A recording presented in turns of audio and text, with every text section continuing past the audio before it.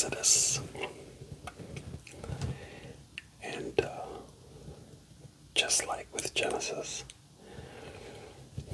incredibly exciting to see the hand of God at work.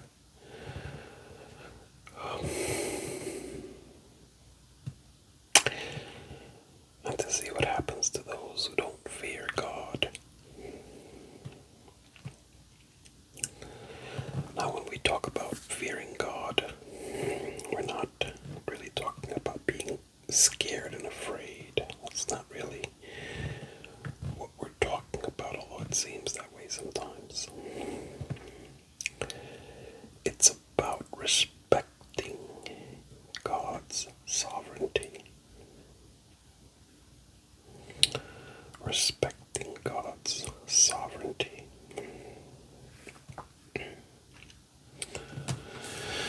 That He is the great I am. So we're going to continue tonight, I believe, that we left off with 9. So this evening we're going to begin with Exodus chapter 10. How are you? How are you doing, really? Don't forget to leave a comment. If you have a prayer request, you can leave it in the comments area, and I'll put a little heart near it, which says that I've seen it and that I am praying. Or I will go ahead and reply to your comment.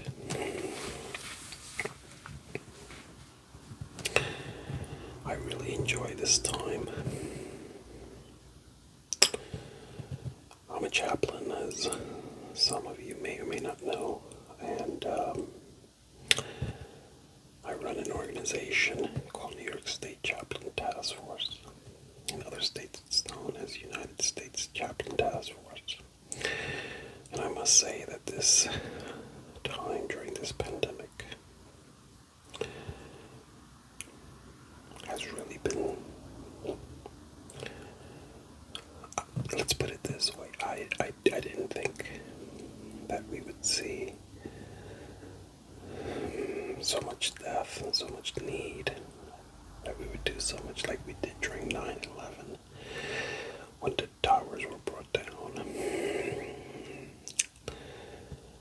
But this is beyond anything that I could have ever imagined. I would say that most people, I don't think, could have ever imagined that we would be in a pandemic 100 years later. God have mercy. Let's continue to pray for one another, for those who are sick, for those who have lost loved ones. Let's continue to pray for one another. Let's continue to protect ourselves. Let's continue to practice social distance. Let's continue to wash our hands and wear masks.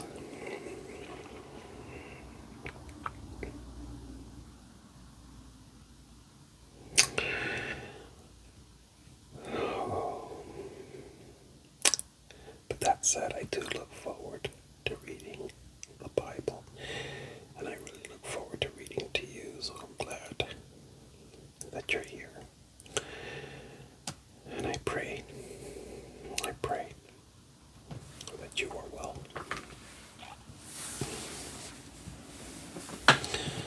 If this is your first time and you enjoy it, please consider subscribing to my channel. And like the video, comment, like I said, and if you're back, welcome back. I'm glad that you're back. With some of the comments, it's almost as if you start to build a rapport with the people who watch my videos. So before we begin, let's practice our breathing. Lay back, sit back, whatever you need to do to be comfortable.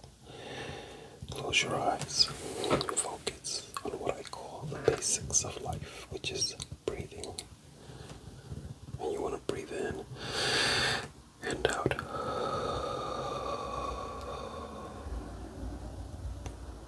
In and out. Now you want to keep it circular, which means you don't want to pause when you're inhaling or exhaling. And out. You don't want to breathe in too deeply, right? You want to just go as deep as your body allows you to go.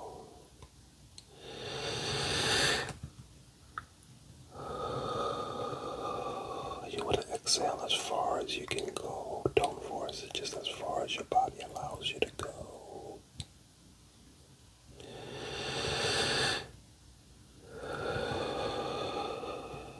Keep it circular. Focus on your breathing. Clear your mind of all clutter.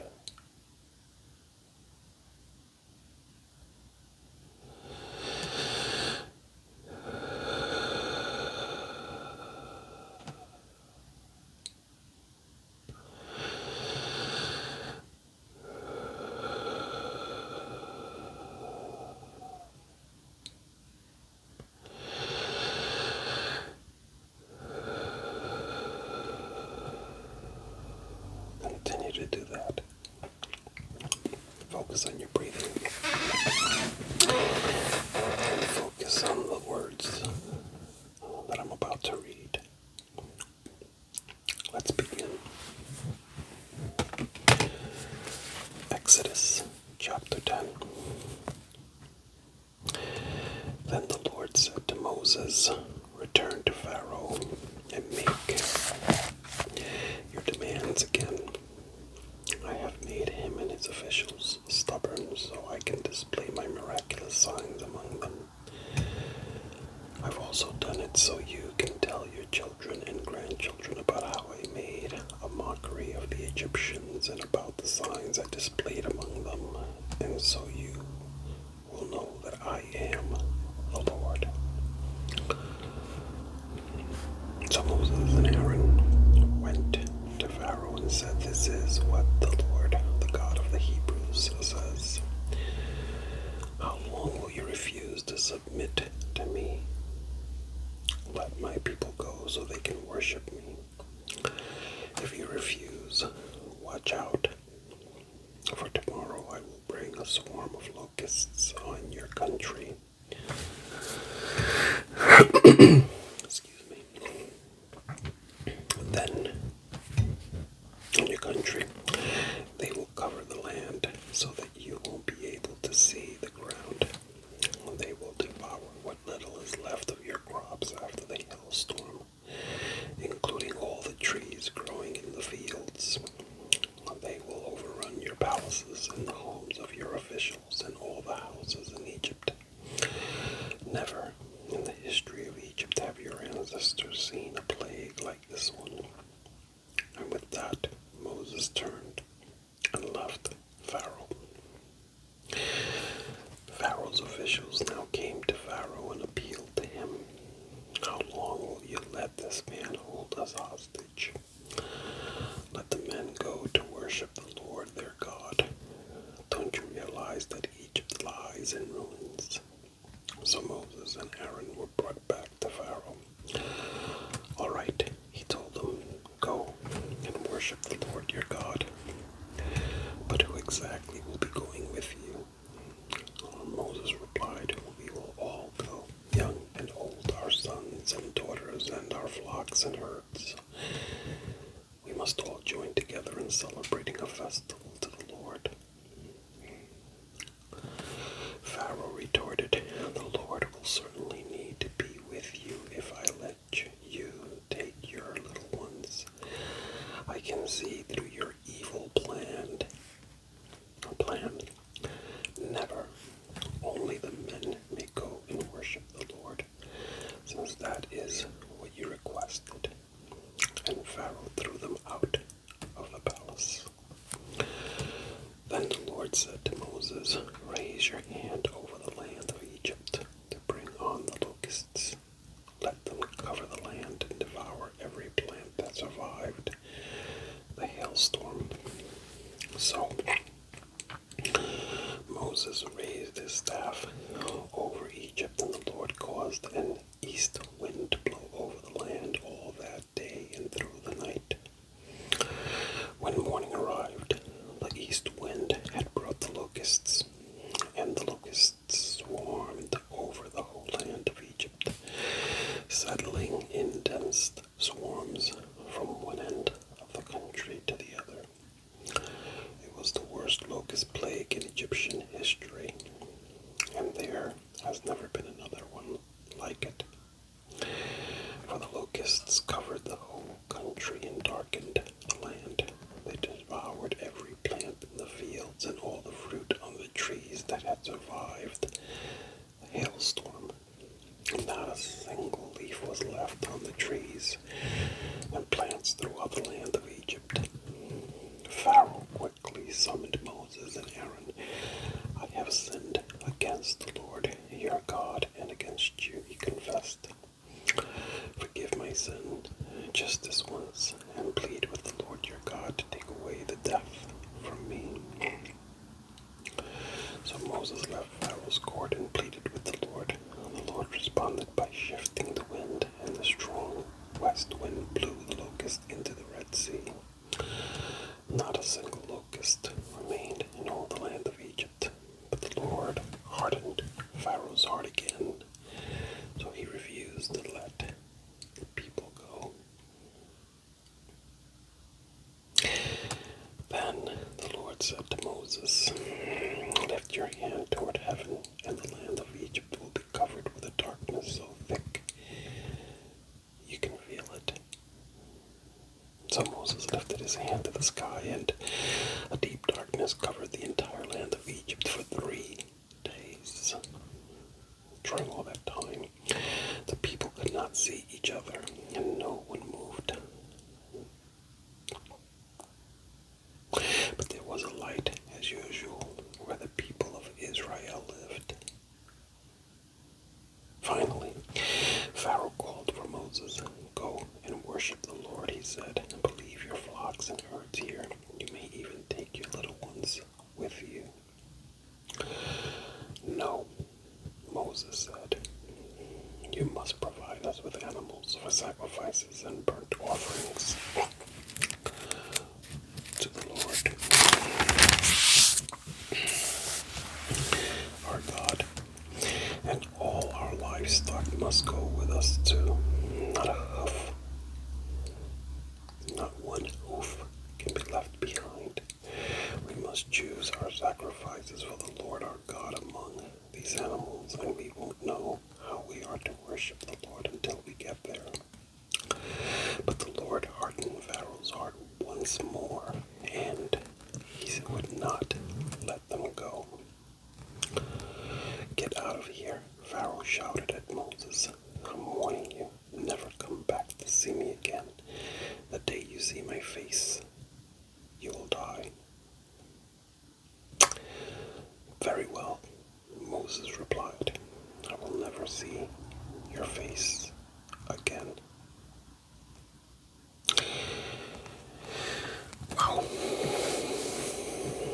Exodus chapter 11. Now we go into the death of Egypt's firstborns. Then the Lord said to Moses, I will strike Pharaoh in the land of Egypt with one more blow. After that, Pharaoh will let you leave this country. In fact, he will be so eager to get rid of you that he will force you all to leave. Tell all the Israelite men and women to ask their Egyptian neighbors for articles of silver and gold. Now, the Lord had caused the Egyptians to look favorably on the people of Israel, and Moses was considered a very great man in the land of Egypt, respected by Pharaoh's officials and the Egyptian people alike. Moses had announced to Pharaoh, this is what the Lord says, at midnight tonight I will pass through the heart of Egypt. All the firstborn sons will die in every family in Egypt, from the oldest son of Pharaoh, who sits on his throne, to the oldest his servant girl who grinds the flour. Even the firstborn of all the livestock will die. Then a loud wail will rise throughout the land of Egypt, a wail like no one has heard before or will ever hear again. But among the Israelites it will be so peaceful that not even a dog will bark. Then you will know that the Lord makes a distinction between the Egyptians and the Israelites. All the officials of Egypt will run to me and fall to the ground before me. Please leave. They will beg. Hurry and take all your followers with you. Only then will I go. Then, burning with anger, Moses left Pharaoh.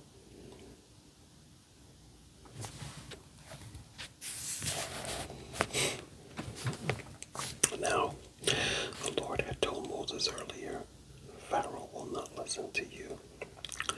But then I will do even more mighty miracles in the land of Egypt.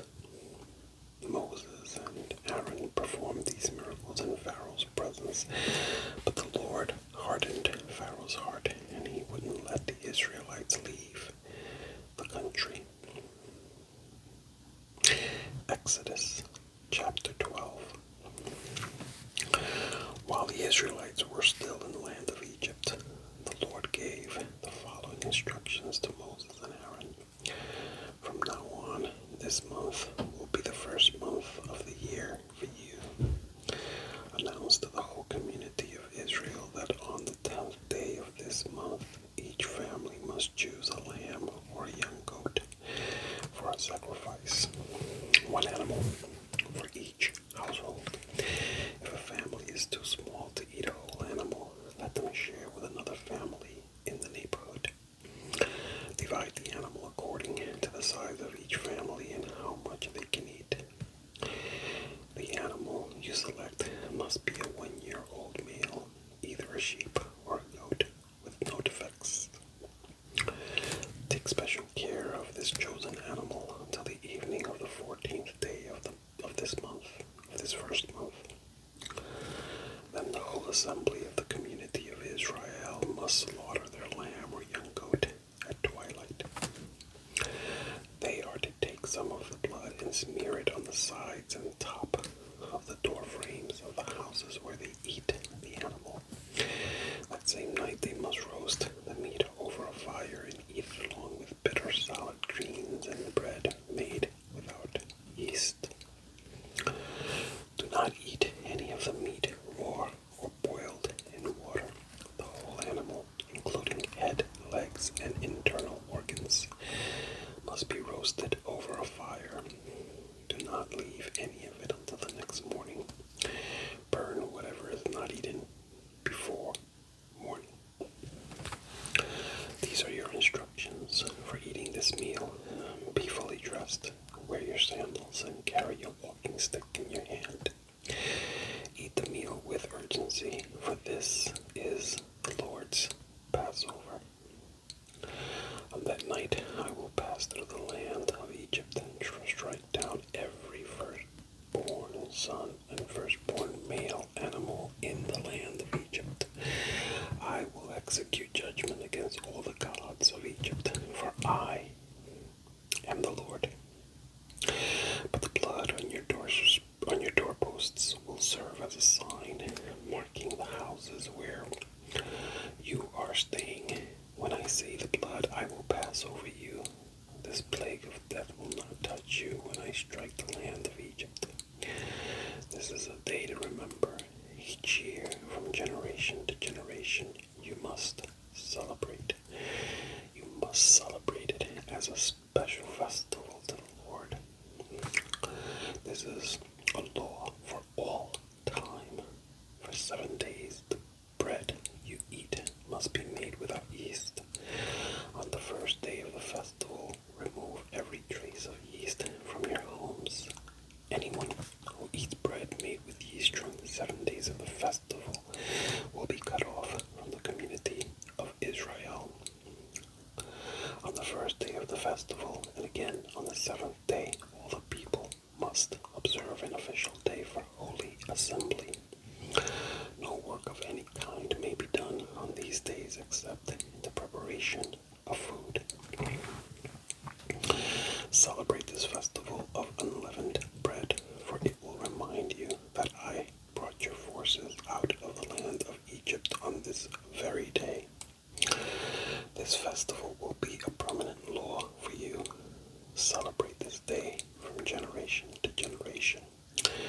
The bread you eat must be made without yeast from the evening of the 14th day of the month until the evening of the 21st day of that month. During those 7 days,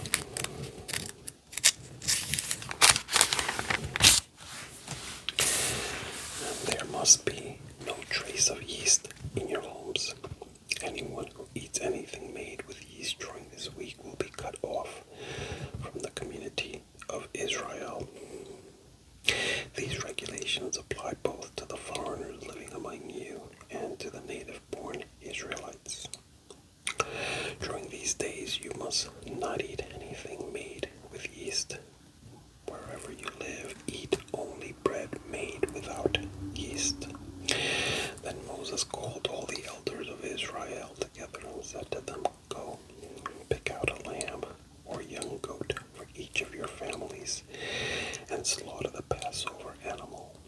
Drain the blood into a basin, then take a bundle of hyssop branches and dip it into the blood.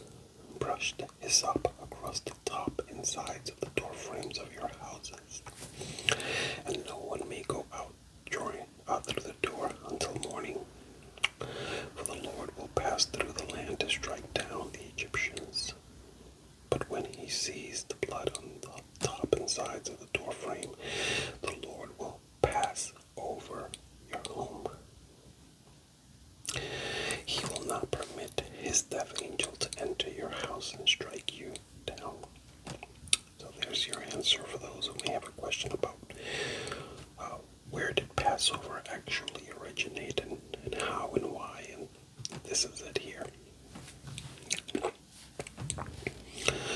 Remember, these instructions are a permanent law, so that's why they're still practiced even today, Passover.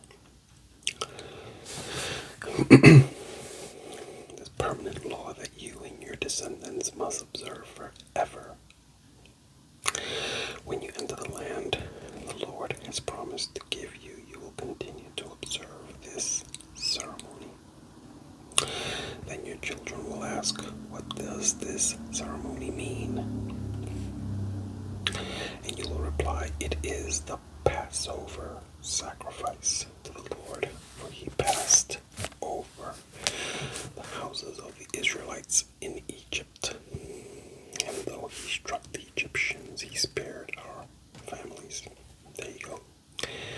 Simple enough, that's the real meaning of Passover. When Moses had finished speaking, all the people bowed down to the ground and worshipped. So the people of Israel did just as the Lord had commanded through Moses and Aaron. And that night, at midnight, the Lord struck down all the firstborn sons in the land of Egypt, from the firstborn son of Pharaoh, who sat on his throne, to the firstborn son of the prisoner in the dungeon. Even the firstborn of their livestock were killed. Pharaoh and all his officials and all the people of Egypt woke up during the night, and loud wailing was heard throughout the land of Egypt. My God. There was not a single house where someone had not died. Pharaoh sent for Moses and Aaron during the night. Get out, he ordered. Leave my people and take the rest of the Israelites with you. Go and worship the Lord as you have requested. Take your flocks and herds as you said and be gone. Go, but bless me as you leave. All the Egyptians urged the people of Israel to get out of the land as quickly as possible, for they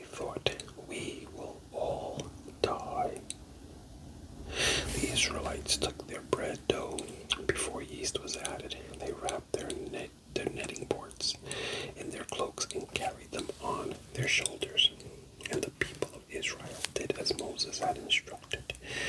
They asked the Egyptians for clothing and articles of silver and gold.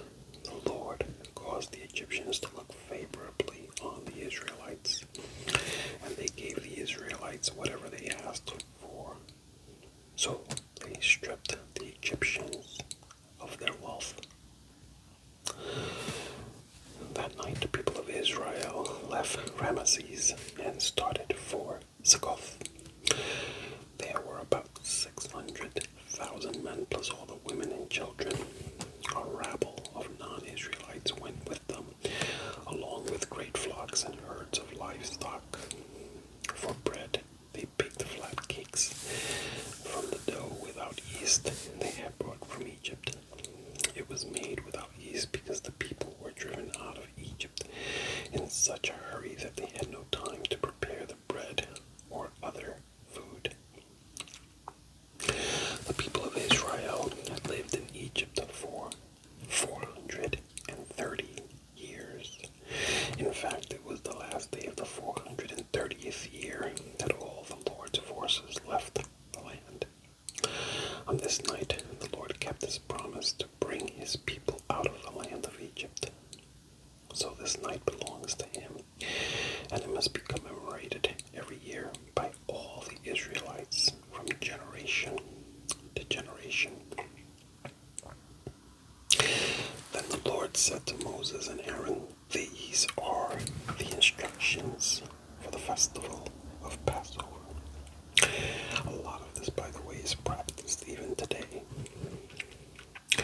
No outsiders are allowed to eat the Passover meal, but any slave who has been purchased may eat it if he has been circumcised. Temporary residents and hired servants may not eat it. Each Passover lamb must be eaten in one house.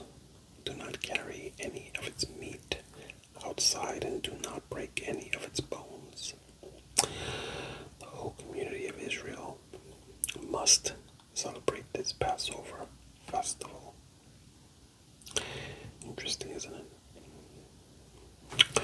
If there are foreigners living among you who want to celebrate the Lord's Passover, let all their males be circumcised. Wow. That is strict. Only then may they celebrate the Passover with you like any native-born Israelite. But no uncircumcised male may ever eat the Passover meal. This instruction applies to everyone, whether a native-born Israelite or a foreigner living among you. So all the people of Israel followed all the Lord's commands to Moses and Aaron.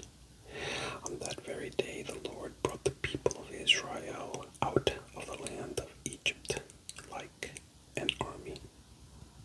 Wow.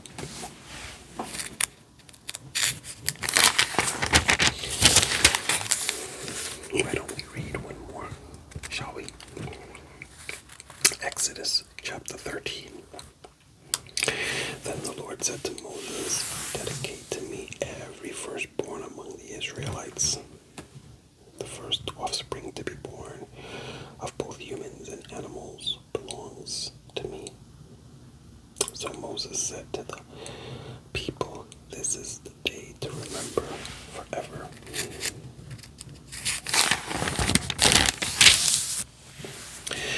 The day you left Egypt, the place of your slavery.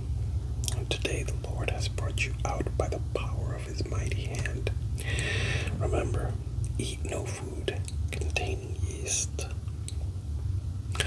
On this day in early spring, in the month of Abib, you have been set free. You must celebrate this event in this month each year after the Lord brings you into the land of the Canaanites, Hittites, Amorites, Hivites, and Jebusites. He swore to your ancestors that he would give you this land, a land flowing with milk and honey. For 7 days the bread you eat must be made without yeast. Then on the seventh day celebrate a feast of the Lord. Eat bread without yeast during those 7 days. In fact, there must be no yeast bread or any yeast at all found within the borders of your land during this time. On the seventh day you must explain to your children, I am celebrating what the Lord did for me when I left Egypt. This annual festival will be a visible sign to you, like a mark branded on your hand or your forehead. Let it remind you always to recite this teaching of the Lord. With a strong hand, the Lord rescued you from Egypt. So observe the decree of this festival at the appointed time each year. This is what you must do when the Lord fulfills the promise he swore to you and to your ancestors when he gives you the land where the Canaanites now live.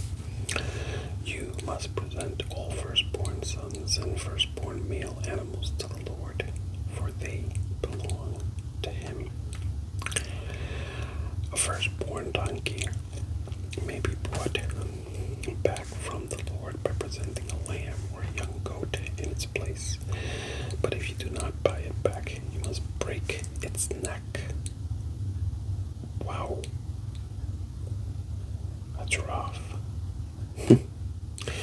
However, you must buy back every firstborn son.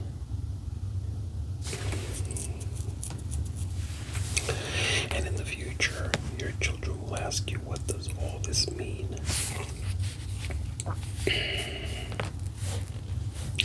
Then you will tell them, with the power of his mighty hand, the Lord brought us out of Egypt, the place of our slavery. Pharaoh stubbornly refused to let us go, so the Lord killed all the firstborn males throughout the land of Egypt, both people and animals. This is why I now sacrifice all the firstborn males to the Lord, except that the firstborn sons are always put back. This ceremony will be like a mark branded on your hand or your forehead. It is a reminder that the power of the Lord's mighty hand brought us out of Egypt. When Pharaoh finally let the people go, God did not lead them along the main road that runs through Philistine territory, even though that was the shortest route to the promised land. God said if the people are faced with a battle, they might change their minds and return to Egypt. So God led them in a roundabout way through the wilderness toward the Red Sea. Thus the Israelites left Egypt like an army ready for battle. Moses took the bones of Joseph with him, for Joseph had made the sons of Israel swear to do this. He said, God will certainly come to help you. And when he does, you must take my bones with you from this place.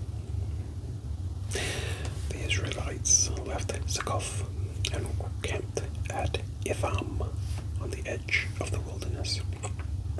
The Lord went ahead of them. He guided them during the day with a pillar of cloud, and he provided light at night with a pillar of fire. This allowed them to travel by day or by night. The Lord did not remove the pillar of cloud or pillar of fire from its place in front of the people. Excuse me. Well, we're going to leave it there. When we get back together, we'll continue with Exodus chapter 14. So there was a shorter way to go, but God led them in the roundabout way, and on they go toward the Red Sea. Reason being, he was going to be testing them. We'll be reading about that shortly. I hope this helped you relax. It definitely did for me. Thank you for being here with me this evening.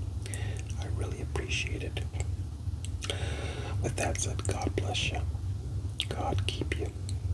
And I'll see you soon. Good night. Bye-bye.